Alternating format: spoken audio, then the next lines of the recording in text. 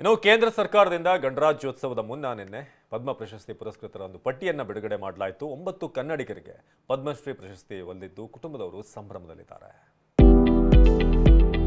ವಿವಿಧ ಕ್ಷೇತ್ರಗಳ ಗಣ್ಯರಿಗೆ ಅತ್ಯುನ್ನತ ನಾಗರಿಕ ಪ್ರಶಸ್ತಿ.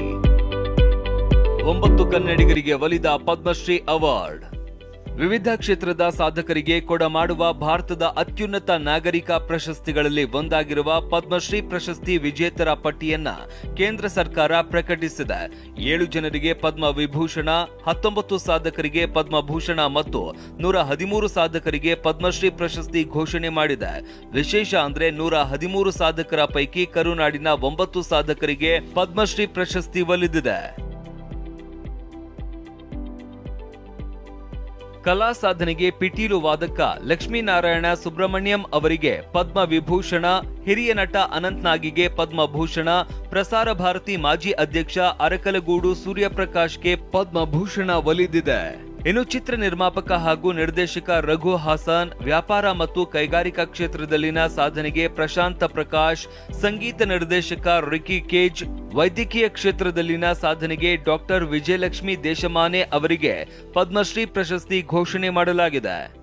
ಇನ್ನು ವಿಶೇಷ ಅಂದ್ರೆ ಗೋಂಧುಳಿ ಹಾಡುಗಾರ ವೆಂಕಪ್ಪ ಸುಗಟೇಕರ್ಗೆ ಹಿಂದೆ ಪ್ರಧಾನಿ ಮೋದಿ ಮನ್ ಕಿ ಬಾತ್ನಲ್ಲೂ ಶ್ಲಾಘಿಸಿದ್ರು. ಈಗ ಅವರಿಗೂ ಪದ್ಮಶ್ರೀ ಪ್ರಶಸ್ತಿ ಒಲಿದು ಬಂದಿದೆ. ಕರ್ನಾಟಕದ ಜಾನಪದ ಗಾಯಕರಾದ ವೆಂಕಪ್ಪ ಅಂಬಾಜಿಗೆ ಪದ್ಮ ಪ್ರಶಸ್ತಿ ಸಿಕ್ಕಿದೆ. ಬಾಗಲಕೋಟೆ ನಿವಾಸಿಯಾಗಿರುವ ವೆಂಕಪ್ಪ 1000ಕ್ಕೂ ಹೆಚ್ಚು ಗೋಂಧಳಿ ಹಾಡುಗಳನ್ನ ಹಾಡಿದ್ದಾರೆ. ಜೊತೆಗೆ ಸಾವಿರಾರು ಜನರಿಗೆ ಉಚಿತ ಹಾಡುಗಾರಿಕೆ ಹೇಳಿಕೊಟ್ಟಿದ್ದಾರೆ. ಇದೇ ವಿಚಾರಕ್ಕೆ ಪ್ರಧಾನಿ ಮೋದಿ ಹಿಂದೆ ಮನ್ ಕಿ ಬಾತ್ನಲ್ಲಿ ವೆಂಕಪ್ಪ ಅವರಿಗೆ ಶ್ಲಾಘಿಸಿದ್ರು.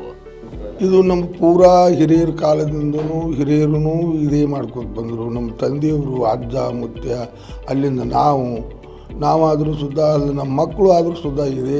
ಯಾವ ಮಕ್ಕಳು ಶಾಲೆ ಕಲಿತರು ಸುದ್ದ ಹಾಡೋದು, ಯಾರು ಕರದಲ್ಲಿ ಹೋಗೋದು, ಗೌರ್ಮೆಂಟ್ ಕಾರ್ಯಕ್ರಮ ಅಂಥವು ಇಂಥವು ಏನಾದ್ರು ಕರೀತಾರೆ ಅಲ್ಲಿಗೆ ಹೋಗುತ್ತೀವಿ, ಕರದಲ್ಲಿ ಹಾಡಿ ಬರ್ತೀವಿ. ಇದೇ ನಮ್ಮ ಉದ್ಯೋಗ. ಮತ್ತೇನಿದೆ, ಇಡೀ ರಾಜ್ಯ ತುಂಬ ಅಡ್ಡಾಡ್ತೀವಿ ಸರ್. ತೊಗಲು ಗೊಂಬೆಯಾಟ ಕಲಾವಿದೆಯನ್ನ ಗುರುತಿಸಿದ ಕೇಂದ್ರ. ಪಪ್ಪರೆ ತಮ್ಮ ಅರ್ಜುನ ಪಲ್ಲವನ ಸೆರೆ ಶೆಟ್ಟಿ ಧನಜಯ ಕಿರುತಿ ಧ್ರುವೈ. ಅಳಿದು ಹೋಗುತ್ತಿರುವ ಜಾನಪದ ಕಲೆಯಾಗಿರುವ ತೊಗಲು ಗೊಂಬೆಯಾಟದ ಮೂಲಕವೇ ಹೆಸರು ಮಾಡಿರುವ ಭೀಮವ್ವ ದೊಡ್ಡಬಾಳಪ್ಪ ಶಿಳ್ಳೆಕ್ಯಾತರಿಗೆ ಪದ್ಮಶ್ರೀ ಪ್ರಶಸ್ತಿ ಸಿಕ್ಕಿದೆ. ಭೀಮವ್ವರನ್ನ ಮೊದಲ ಮಹಿಳಾ ಗೊಂಬೆಯಾಟಗಾರ್ತಿ ಅಂತ ಗುರುತಿಸಲಾಗಿದೆ. 96 ವರ್ಷದ ಅವರು ತಮ್ಮ 14ನೇ ವರ್ಷದಲ್ಲಿ ಗೊಂಬೆಯಾಟದಲ್ಲಿ ತೊಡಗಿಸಿಕೊಂಡಿದ್ರು. ಕಳೆದ 70 ವರ್ಷಗಳಿಂದ ರಾಮಾಯಣ ಮತ್ತು ಮಹಾಭಾರತವನ್ನ ಗೊಂಬೆಯಾಟದ ಮೂಲಕ ಪ್ರದರ್ಶಿಸ್ತಾ ಇದ್ದಾರೆ. ಜಪಾನ್, ಜರ್ಮನಿ, ಇಟಲಿ, ಫ್ರಾನ್ಸ್ ಮತ್ತು ಸೌದಿ ಅರೇಬಿಯಾದಲ್ಲೂ ಪ್ರದರ್ಶನ ನೀಡಿದ್ದಾರೆ. 2004ರಲ್ಲಿ ರಾಜ್ಯೋತ್ಸವ, ಜಾನಪದ ಶ್ರೀ ಸೇರಿದಂತೆ ಅನೇಕ ಪ್ರಶಸ್ತಿಗೆ ಇವರು ಭಾಜನರಾಗಿದ್ದಾರೆ.